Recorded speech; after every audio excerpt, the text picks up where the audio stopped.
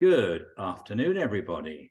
My name is Martin Smith. I'm chairman and founder of the SASIC, welcoming you to our webinar for today, Emerging Technology, Privacy by Design to Transform Supply Chain Management. A long title, but a fascinating topic. And we have two of our dear friends here today from BSI, one of our most valued supporters. We have a huge crowd joining us today. It's the most glorious day here in Whitby. Do let us know where you are speaking from. But I've just seen a couple who are visiting Whitby sat on the bench outside my house, and I said, you have to reckon that you get a couple of days a year like this in Whitby. It is glorious. So next slide, please, Declan. I think we'll move straight through the next slide. That is a very old photograph. Next one. A big shout to our supporters, as I said, including BSI. I say this every time we do these webinars, but they are absolutely invaluable to the whole SASIC machine. Without their help, we couldn't do this. And as you can tell from today's example, they have done nearly half of our 650 plus webinars since lockdown. So they are absolutely within our circle of trust. They are our friends, and we are delighted that they are part of the SASIC family. Next slide, please.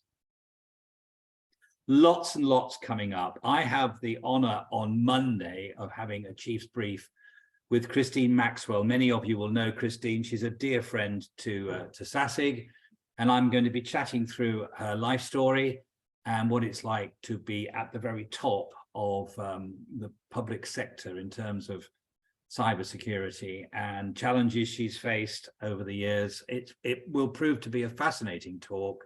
I can't wait. And then all sorts of other webinars. I'm not going to spend time now because I want the chaps from BSI to crack on with their talk. But they're all up on the website for you to see. Lots more stuff coming up. I am hosting one myself next Thursday. We still have space on this one. It's the future of transportation. This is much more than autonomous vehicles, but it's all about autonomous vehicles, and vehicles includes trains, planes, automobiles, and their surrounding infrastructure. This should prove to be fascinating. I'm surprised that not more people have taken us up on this one, so there's still space to come. It's being held at the RAF Club on Thursday. Do let us know. There's still time to join in. And it will also, I think, be live streamed, so you can catch it online if you wish. Back up to Edinburgh in September, the NPCC gig in September as well, legal and so on. You'll notice there's a gap there because we do take August off to allow us to catch our breath. Next slide, please. Social media, you know all about that. Next slide, house rules, you know all about that. Big ask from me, please spread the word of SASIC to your peers, to your colleagues, your team members, and this is a big one. We're talking about supply chain again today. Talk to those organizations in your supply chain, especially ones down the supply chain from you. Often there'll be small to medium-sized enterprises. Perhaps they won't have the resource or the knowledge to help secure themselves, but by helping them to secure themselves, you're also helping yourselves to secure yourselves, because that's where the enemy will come in. So please tell everyone about SASIC. We're pushing up towards 10,000 members. We've got a way to go yet, but I'd love to get to that target by September. So do tell your friends about us. And as you know, everything is free. Next slide, I think, is back to me. Yeah. So if you come back to me, I'm now going to introduce our wonderful speakers. I'll let me just adjust that screen. I'll let them introduce themselves. Conor, are we starting with you, sir? Are you opening the match? With Tony, I think, actually. But who's speaking first? Tony. Right, well, Tony, introduce yourself, and then Conor, if you would introduce yourself. I will be here, and then the stage is yours until you've said all you wish to. Great, thanks. Thanks everyone for joining. I'm in Phoenix, Arizona, where today we're approaching 44 degrees is the high today, so it's going to be a hot one. We're trying not to melt. This is There's summer always for us. one. Here I What? am, Yeah. sweating Yeah. at 21, and you're out there at what, 40 what? 44 today, yeah. Oh, show off, says Gary. Absolutely. So thanks everybody for joining on this Friday afternoon. My name is Tony Pelly, and I'm practice director for security and resilience at BSI. So I have over 10 years of experience conducting enterprise level and end-to-end security risk assessments for clients and their business partners, their vendors, their suppliers. As the director of the security and resilience team here at BSI, I help our clients design, implement, refine their risk mitigation programs and reduce disruption and risk in their supply chains with any contractors or vendors they may have. I've also designed different types of continuity, security, and inventory assessments throughout the supply chain, mapped and assessed that risk in supply chains for Fortune 500 and FTSE 50 companies, and assisted in the implementation of risk and vendor contractor management plans, policies, and procedures, and performed this work in over 30 countries. So now I think we'll go over to Conor, and he'll introduce himself as well. Thanks, Tony. Coming to you live from Dublin, Ireland, the other side of the pond, and just over the water from you, Martin, where it is a balmy 19 degrees. So I can definitely relate to the weather in this part of the world. It's a pleasure to be here today again with SASIG and everybody. I'm delighted we've got such good attendance today.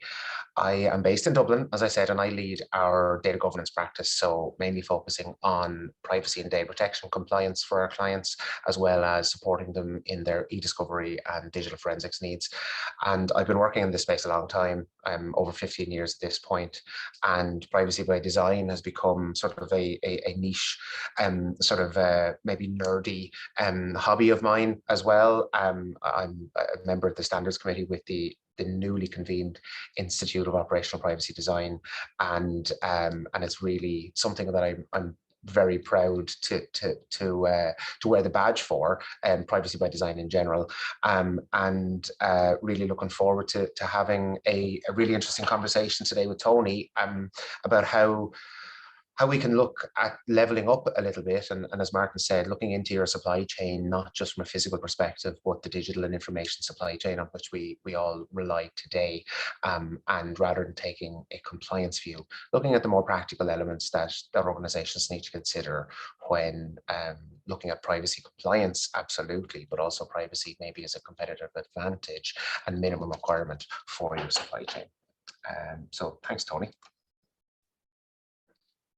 Great, yeah, so just to sort of define what the problem is in supply chains, this probably goes without saying, but they tend to be fairly complex, right? There's a number of different actors of different sizes. Some of them may be very large companies where you're only one of many of their customers. There may be very small companies where you may be their only customer as part of the supply chain.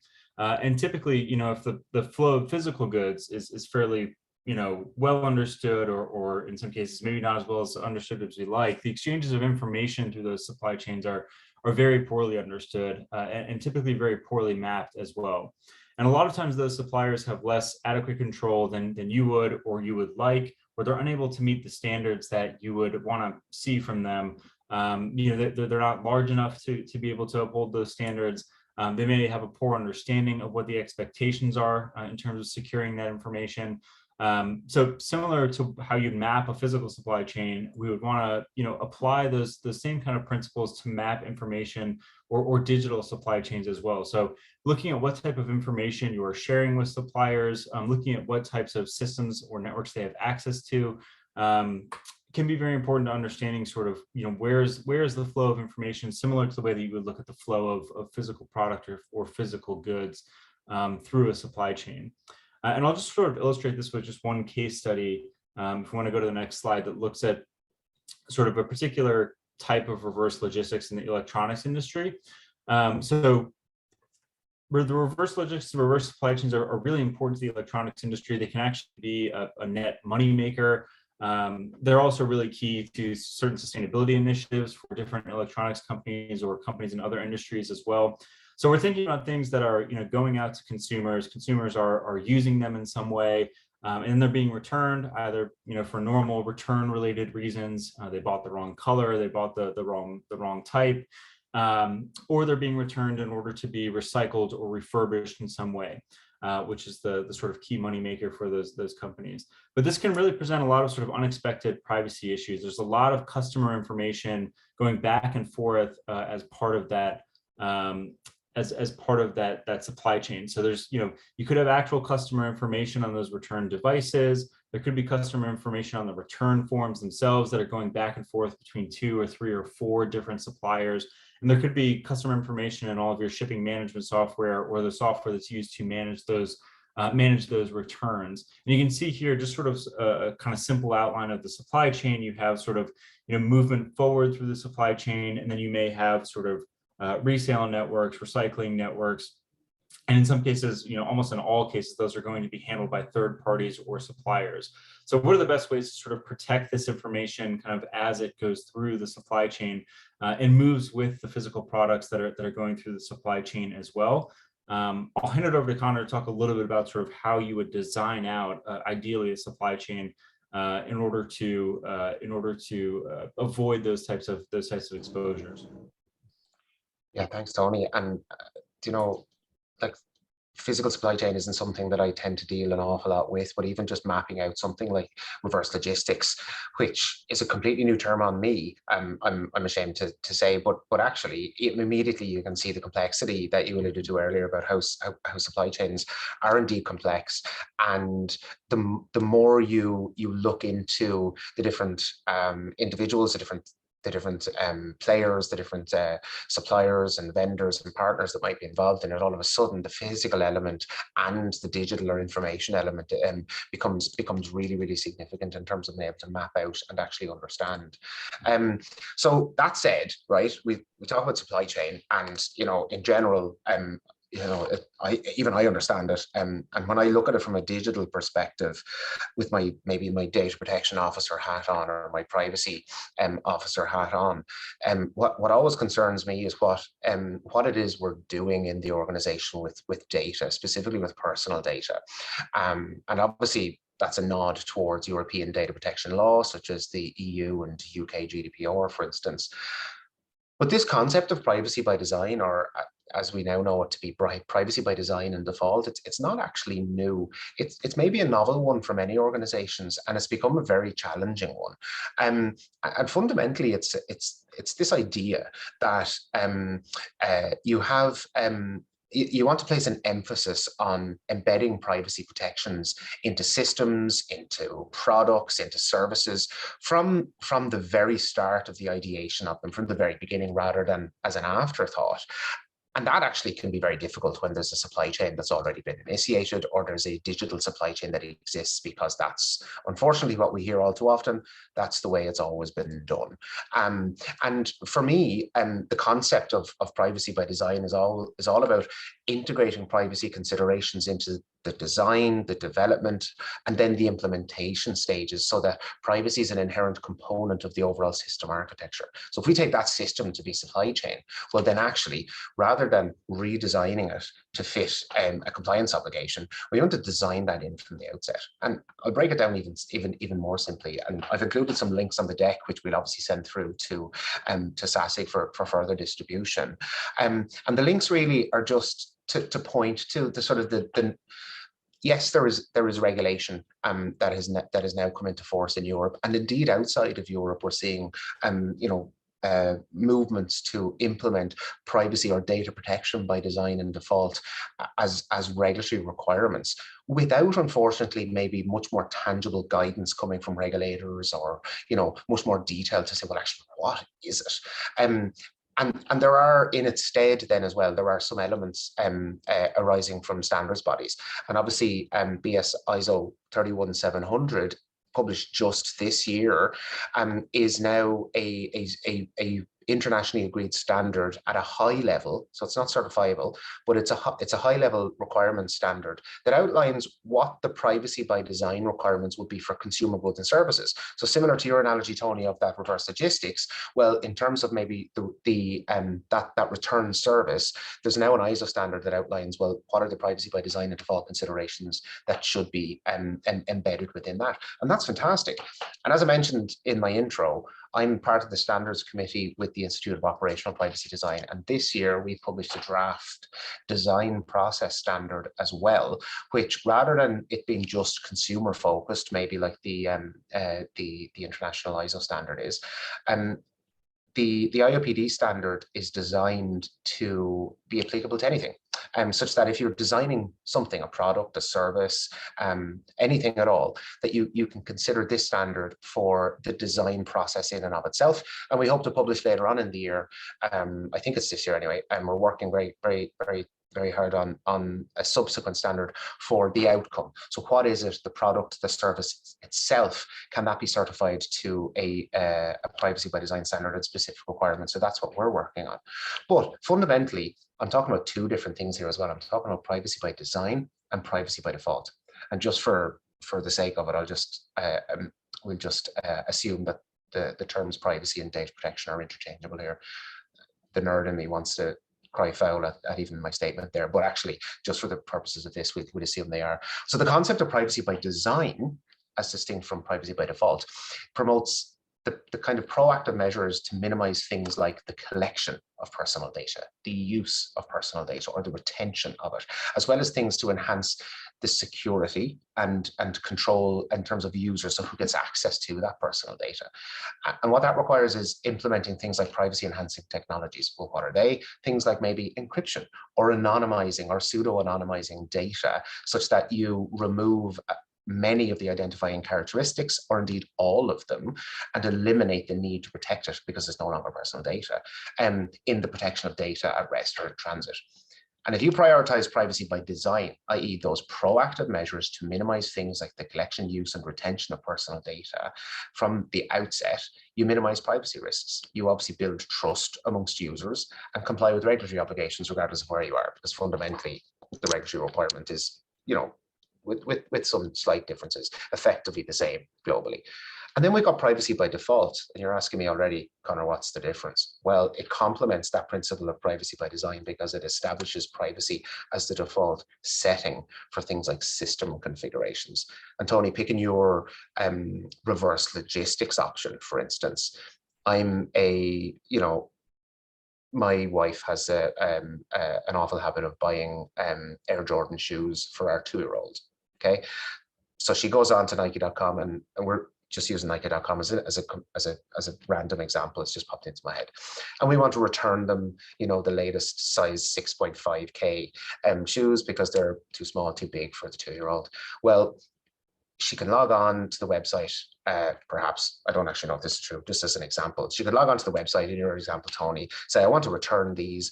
And the design of the returns process, that if we're adopting a privacy by design approach, might mean that the privacy settings are automatically set once she clicks on the system to say return item number XYZ from order 123, that is set at the most privacy friendly for the user, requiring users to actively choose or actively disclose or share additional personal information relating to that order. Perhaps it might be something to do with address, maybe zip code or postcode. In other words, privacy by default ensures that the individual's privacy preferences are respected and provides them with greater control over how their data might be used in that returns process without them having to navigate some complex, privacy settings or opt-out mechanisms, because we're bombarded with all those kinds of things every day, especially here in Europe, whether we're on our phone, on our desktop machines, browsing the internet and clicking on consent. So together, that privacy by design and default together create a holistic approach to prioritize privacy as a fundamental consideration within the life cycle of systems, products, services, and integrating them means that organizations can build privacy-centric environments, or, in this case, a privacy-centric supply chain to protect user data, to foster, build, even inspire trust in it, and promote responsible data practices. But even building on that, like I said, it's not a novel or not a new concept per se. It's coming more to the fore. I won't go through all of this because there's 7 bullet points on the left hand side and a reasonably complex diagram on the right hand side. But at a high level, privacy by design and default can be broken down into those 7 bullet points. It needs to be proactive, can't be reactive. And so I alluded to the fact of redesigning a supply chain. Many organizations are going to have to redesign their supply chains to be privacy protecting and privacy enhancing, because proactively means that you would have considered privacy from the very beginning of the project or of the system design. If I was to take an example that isn't necessarily physically a physical supply chain, well, if you develop a new mobile application, the development team can proactively implement privacy features such as user consent pop-ups or clear privacy notices before any data collection or processing occurs. And actually, that development team could be in your supply chain because you might have outsourced the development of your mobile app to a third party. And so that's your digital supply chain. So looking for that proactive approach from the outset as you outsource those activities, that is critical. Privacy is the default setting, as I've said. That element ensures that privacy settings are automatically set to protect user data by default. Another example, maybe a social media platform sets user profiles to private by default. A well-known social media platform that will remain nameless didn't do that, and potentially compromise a lot of their user data, just without their users even knowing. So allowing users to choose to make their information public if they wish, rather than having to manually change their privacy settings, is a core privacy by design principle. And then privacy embedded into the design. That means considering privacy principles at the core of the system architecture. By example, maybe you're designing a CRM system and you've gone to market with a number of suppliers, perhaps in your supply chain, but only collect the necessary customer information. And when the data is being sent to and from the CRM, or when it's being stored in the backend database, that you encrypt it and you securely encrypt it. It's a security control, yes, but actually considering that as a privacy enhancing control, embedding it into the design. And for me, the fourth one here is actually sacrosanct. There needs to be full functionality. What do I mean by that? Well, actually, the privacy measures that you're implementing within your supply chain, in system design, in the choices that you make around users, it shouldn't hinder the functionality or the usability of the system. So, Tony, for your example, the privacy controls that you might like to implement in that returns process shouldn't hinder the returns process. It actually should leave the system as usable, if not more usable than before. I mean, an example would be email services, webmails, we all use them. Implement end-to-end encryption, or many of the SMS and sort of messaging apps today now claim that they'll implement end-to-end encryption to protect user messages from unauthorized access while ensuring, seamless communication and ease of use for both senders and recipient. And that's great because it doesn't have any negative connotation with regard to the use or the functionality of the system for the end users. There may be some implications around national security and investigations, etc., that might mean that it is less usable or less functional. But at that core level, it is just as usable. So in the example for the physical supply chain, minimizing the amount of information perhaps that the user needs to put in, and then ultimately that the returns process relies upon, makes the full functionality or potentially positive some outcomes. Sorry, I have a question there about how does SMS have end-to-end encryption? It doesn't. That was I misspoke, as some of the politicians might say. I'm talking about the messaging apps such as Signal or even WhatsApp introducing end-to-end encryption. So absolutely, SMS does not have end-to-end encryption, just for clarity. I mentioned end-to-end security as well. I think that's obvious. Having full lifecycle protections across the management of data in the process for the delivery of the service. And critically, visibility and transparency. That's a core privacy principle, to make sure that you provide clear and understandable information to users about how their data is collected, used, and shared. I mean, a really good example, e-commerce website. like any of those, the one I've referred to already in my example about my 2-year-old and my mother's shoe buying, his mother's shoe buying addiction. Displaying concise and accessible privacy notices and privacy pop-ups to explain what personal information is collected, how cookies might be used, how personal data, when you input it, is used for order processing perhaps, or indeed what might be shared for third parties, for logistics, fulfillment, order fulfillment, or indeed returns. And then finally, respect for user. I think all of it means you're putting users in the center, empowering them and giving them control over their personal data. All of these core concepts can be applied in the digital supply chain. And what I've included on the right-hand side is a diagram from one of my favorite books about privacy by design by Jaap Henk Koopman, the strategies for developing and implementing privacy by design. And I've talked about them already: minimizing what you collect, informing people, being transparent, giving them control where possible, separating perhaps the data out and keeping them, keeping elements not aligned or not together, aggregating data. So if you need to report statistics, not uniquely identifying individuals, hiding them, maybe by things such as encryption or anonymization, and then demonstrate this through demonstrable measures such as monitoring and control. All of this applies in your supply chain, as much as it might in your physical supply chain, and when you're reliant on third parties to do things. So I'm conscious I've kind of thrown a lot of stuff out there. I probably talked very quickly as well, Tony, but in terms of the core message for today's session, where we look at how we can merge or integrate all of these elements into the supply chain, I suppose there are some summary questions or summary considerations that we've tried to document. Isn't that right? Yes, definitely. In terms of how we'd manage that sort of throughout the supply chain. I actually first want to pick up on Paul's comment from the chat. Yes, there's the sort of pre-qualification questionnaire asking a supplier as they're being onboarded, sort of how they manage privacy by design or by default, if those principles are implemented. But I think it also goes sort of throughout the supplier life cycle as well. One problem that we typically see is that, okay, suppliers onboarded, everything looks good in terms of their privacy policies and practices in those areas. You may even do an audit on them to verify that those are all good. They have the certifications needed, all those sorts of things.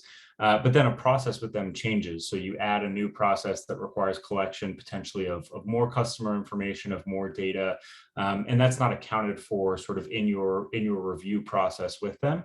And you're not sort of evaluating sort of privacy by design or default as part of the design of that process. So I think the questionnaire or looking at a pre-qualification process is a good start, and definitely always encourage people to get with procurement as early as possible to get those types of requirements in. But I think you have to look at sort of the entire life cycle as well, which goes to a few of these sort of key questions here, right? So how will you communicate that goal to suppliers? I know that sounds like a very simple question, but when you're dealing with 300, 500, 1,000 suppliers of varying different types, of varying different sizes, with different levels of capability in terms of implementing what you want to put in place, it can be difficult to actually just communicate those goals to suppliers.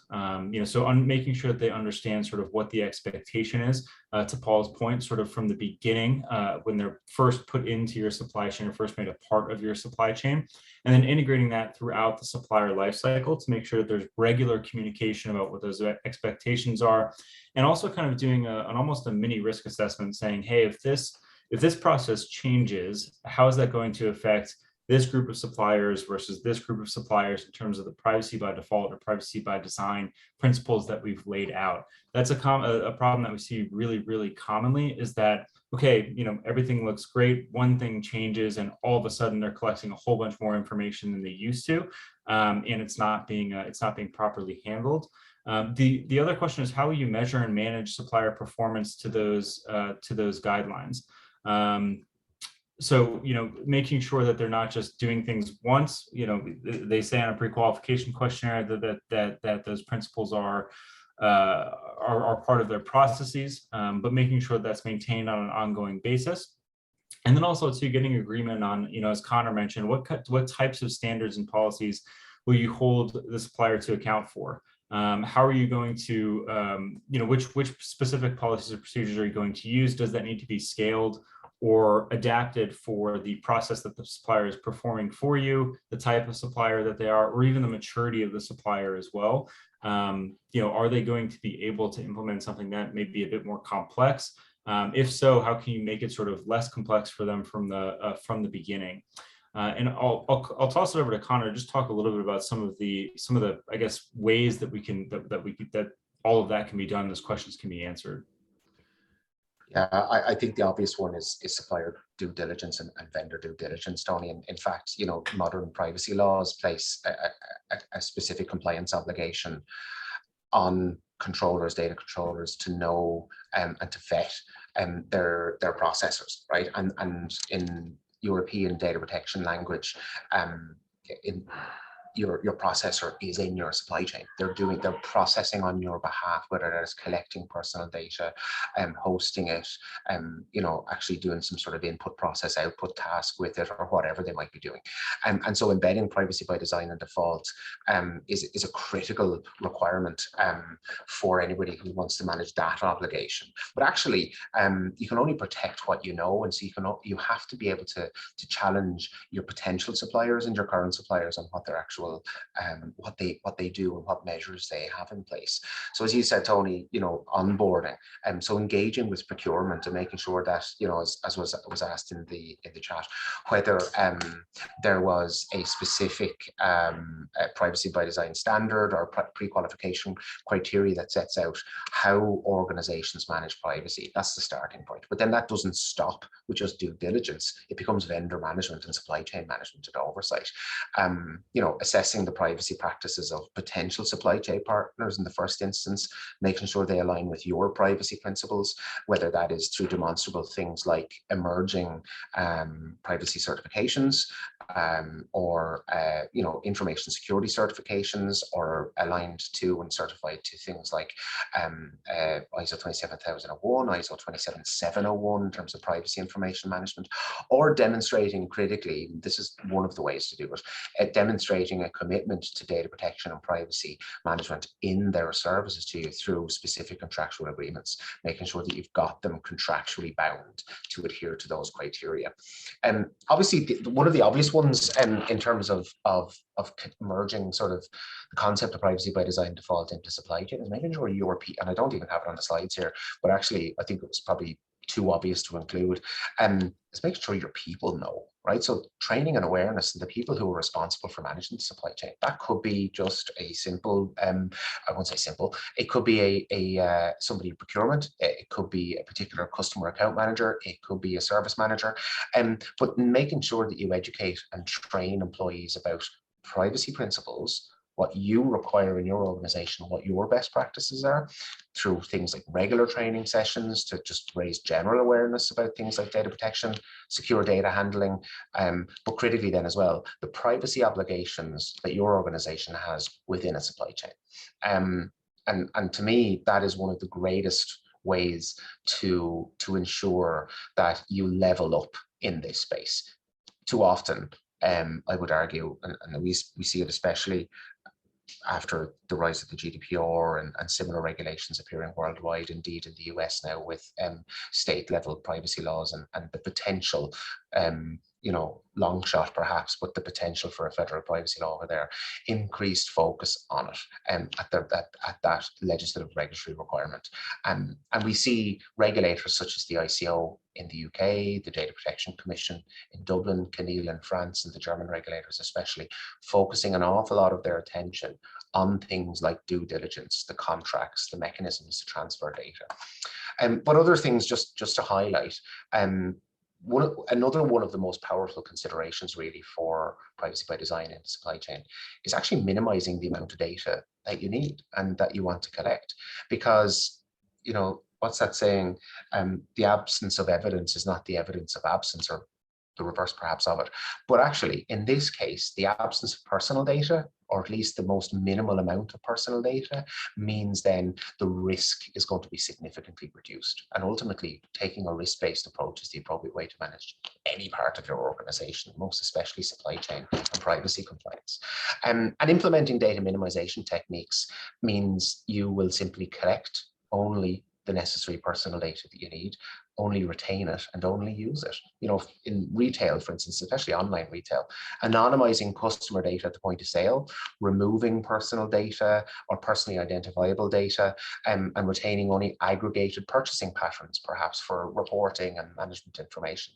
It might make things like returns a little bit more complex, but you could look at alternative mechanisms through tokenization or customer or transaction ID references rather than linking it all to personal data. I've obviously mentioned secure data sharing protocols, things like encryption, other secure data transfer mechanisms, and really controlling the access to safeguard things like the confidentiality of the data and ultimately the integrity of the data that might need to be shared. Privacy enhancing technologies. I mean, I mentioned tokenization just as it happens there, but incorporating technologies that actually enhance privacy. That's what a privacy enhancing technology really is. And incorporating those within the supply chain helps protect personal data by default.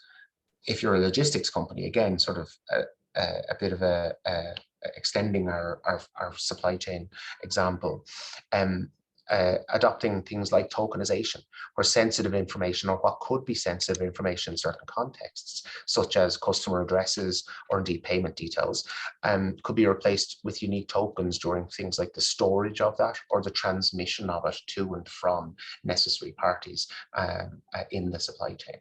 That means that if a data breach was to occur anywhere along that supply chain, the exposed data could ultimately be meaningless without the corresponding tokens, allowing you to actually enhance privacy protections for individuals whose data you process. And the final one, but by no means the last one, is DPIAs. One of my favorite things to do, data protection impact assessments or privacy impact assessments, crucial aspect of embedding privacy by design. What I would say though, and maybe it's too obvious to point out, but all too often I see organizations who erroneously equate the idea of doing a DPIA or a PIA as being privacy by design. It absolutely isn't. It is a constituent, or it is a mechanism by which you can assess the impact of potential risks that could be or that are actually being realized in a supply chain, in a processing activity, and then use it to mitigate those risks using particular measures. So it's a mechanism by which you can identify risks and risk exposures and then mitigate those risks for the people to whom they apply. So it isn't by itself a privacy by design tool. It's a mechanism by which you can identify how to implement privacy enhancing controls, and that then becomes privacy by design. So I suppose all in all, supply chain is just, and Tony, forgive me when I say this, another one of the processes that we have to manage on the basis of risk in the organization. And things like, communicating with your suppliers, integrating privacy into the supply chain lifecycle, the supplier lifecycle management process, and indeed knowing what standards and what policies you have as an organization and what you're going to hold your supplier to account with through things like processes like the vendor due diligence and vendor management process, and specific controls and activities like secure data sharing, data minimization, or other privacy enhancing technologies. And of course, obviously making sure that you've got a documented position relating to your assessment of your supply chain or the processing that's taking place within it, using things like a DPIA or a PIA. All of those are tangible examples to how you demonstrate commitment in the protection of privacy throughout your entire supply chain ecosystem. And all of those measures go towards enhancing consumer and indeed your maybe investor and stakeholder trust, and mitigate privacy risks, which fundamentally is what we want to do, which is more than just being compliant. And I'm a big believer that compliance is the floor, not the ceiling. So starting at the floor and working your way towards that ceiling, which may not necessarily ever be attainable, but trying to do the right thing by all of these sort of activities, demonstrate the practical steps to protect personal data and establish a privacy-centric culture within your supply chain ecosystem. Tony, any final thoughts on any or all of that? No, I think you laid it out very well in terms of what you'd want to do to sort of build a well-rounded sort of management system almost to manage the sort of privacy risk. I think the point you make about sort of internal education is really important as well, because you may be dealing with groups, maybe procurement, maybe a little bit less so, but marketing if they're using vendors, your supply chain folks if they're using different vendors who may be a little less familiar with how to manage those risks. In suppliers that may have taken sort of the basic training, but making privacy part of the conversation that they're having with suppliers as well. Is like, hey, do we need to collect all this information as part of this process? The data minimization aspect and making sure that people are asking those questions when they're dealing with suppliers, so it's not just the responsibility of the privacy person, basically. I think is a really important point, and it's probably the one thing that people can do to make sure that that those privacy principles are being pushed out through the supply chain. Yeah, no, definitely, and not to scare tactics or anything like that, but when we talk about breaches, and it is a cliche at this point in time, it's not a matter of if but when, and it's not about preventing the breach but being resilient against the breach and the impact that it has. One of the ways, and like I said, possibly one of the best ways to mitigate risks and mitigate the impact of breaches is to reduce the amount of personal data that you have and you collect and you process and you store, and ultimately the amount of personal data that your suppliers and your supply chain is collecting, processing and storing on your behalf. Now, of course, personal data is vital for specific business processes. So only collect what you need, use what you need for as long as you need, and then get rid of it. So privacy as a central consideration in supply chain design, embracing things like data minimization, and transparency, leveraging those privacy enhancing technologies, as I mentioned, such as encryption or anonymization in totality, are crucial tools for protecting your the life cycle of the data in the supply chain. And training, like a management system. I really like that idea, Tony. Accountability and governance frameworks to ensure compliance and enable responsible data handling. And then, as I mentioned, compliance is the floor, not the ceiling. So privacy, and ultimately privacy by design in the supply chain, it's an ongoing process. So monitoring and auditing and changing things to address evolving threats, evolving regulation, but also the evolution of the services that you might be getting from your supply chain partners as well. And ideally, all of those things against the backdrop of this increasingly privacy conscious world might mean that you might be able to transform your supply chain into a privacy focused ecosystem that doesn't just, I suppose, in one sense, protect personal data, but it is that positive sum outcome such that it cultivates trust, enables you to innovate where you want to in your supply chain, and pave the way for a secure, resilient future where you can manage a supply chain with knowing that the risks are maybe not eliminated, but mitigated and managed on an ongoing basis. Yeah, I think there's ways too that it can actually make the supply chain more efficient and more effective, right? So when you're doing sort of building that privacy by design in, you're looking at really a way to make the process more efficient as well, right? So your supplier may be doing more than they need to, or you find out as you're doing a review, sort of backward looking review, that they've been doing more than they need to. So you can help sort of lean out some processes as well. As you're doing those privacy impact assessments, or looking at sort of building a new process with privacy in mind. Yeah, no, that's exactly it. Well, that's effectively everything I think we have, Martin. Thank you very much for bearing with us as we both nerded out on our respective fields. And I don't know if we have any questions left that we hadn't answered throughout. I'm sure we seem to have covered most of the questions. A couple of things, if I may. When you said that compliance is the floor, I picked up straight away, but I thought you meant FLAW rather than FLOOR. It's just my accent, I think, Martin. No, I think it's. I think it could apply both ways. I think too often compliance becomes the driver. We had a fascinating meeting a couple of weeks ago at Colt in London. Mark Brown from BSI gave a fascinating talk, but the whole topic was on supply chain. And just to iterate a couple of points, Doris has joined me, by the way. So you can tell that was a fascinating talk. She only comes along to the better ones these days.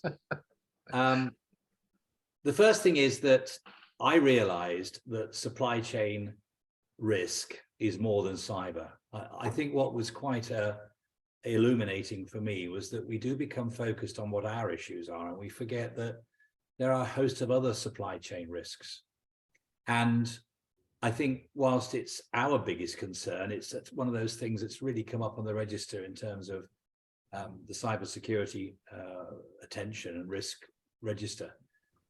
It's also up there with all the other parts of the business. And the second thing which came out loud and clear from the day was that you can't solve this in isolation. You have to talk to those other business functions, because all those risks are interlinked. They all require effort to resolve. They all require resource to resolve. And just a very timely reminder that we don't sit in isolation in cyber, that the business is struggling on more than just the cyber front.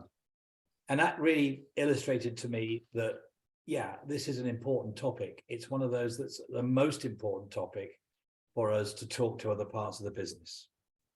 And there was a second point which I was going to make, but while I was making the first point, it's gone straight out of my head. I'm sure it will come back. Thank you, everybody, for your talks. Thank you indeed for your insight. One of the things that also Mark made clear when he was at the Cult event was why BSI is involved in cybersecurity. Conor, Tony, can either of you just address a little bit of background to BSI? And we always associate you with standards. But how and when did you start to become more actively involved in the cybersecurity story? Yeah, it's a really good question. I think many people wouldn't necessarily equate BSI with cybersecurity, but actually we are the originator of what became the ISO 27001 standard. And I suppose since then, it's become one of the most well-known information security standards globally. And over the last number of years, we have made concerted efforts to ensure that we're not just there as the assurance auditor who, is effectively marking homework and telling people, oh, you've got that right, but you haven't got this right. So we find great, I suppose, professional solace in the fact that we can actually help organizations navigate these complexities as well. So over the last number of years, BSI Consulting Services was convened. And so we offer that proactive advice and support to help organizations not just address cybersecurity, but address things like supply chain security, environmental health and safety, privacy, e-discovery. So you're right, we're not just a standards organization. We develop knowledge, we develop standards, we are a notified body, both in the EU and the UK for medical devices. And everybody probably knows the kite mark, right? We stand for trust. And we very much put that at the center of how we help our clients in the advisory space as well. We want to be your trusted advisor for security and privacy and supply chain and environmental health and safety, because we're a for-purpose organization. We're independent, and we have that ability to remain impartial and independent and be there to advocate and help you navigate all of those complexities, of which, and I will add, privacy and supply chain are only two. And I can't agree with you more, Martin. You can't solve privacy as an issue, if that's the way you frame it, or supply chain security as an issue, if you don't talk to your business, because it's a multi-stakeholder, it requires multi-stakeholders internally and externally to solve. And hopefully BSI is one of those stakeholders at the table for our clients. Thank you for clarifying that. When we addressed that issue at Colt in person, people were like, wow, I didn't realize but there we are. So we had the chance to clarify. And We like to say we're the best kept secret in cybersecurity. well, Sassi, you're the second best kept secret in cybersecurity. But no, thank you both. And it's useful for our membership to know that as well. So look, it's Friday afternoon. It's really hot most places in the UK. We had a great crowd this afternoon. Most of you have stayed. A few have slid off to the Lido, I can tell. So I'll let the rest of you go now. We will see you all on Monday, I hope, when I'm chatting with Christine Maxwell from the MOD. And I really would urge anybody that's not yet signed up to at least have a look at joining us online for the automotive security, autonomous vehicle security event on Thursday next week. Thank you, everybody. Is that it for you, Declan? Anything hanging out at your end, sir? No, I don't think so. That sounds good to me. Right. In that case, take care. Bye-bye, everybody. Thanks, Martin. Thanks, everybody. Thanks, everyone. Have a great weekend.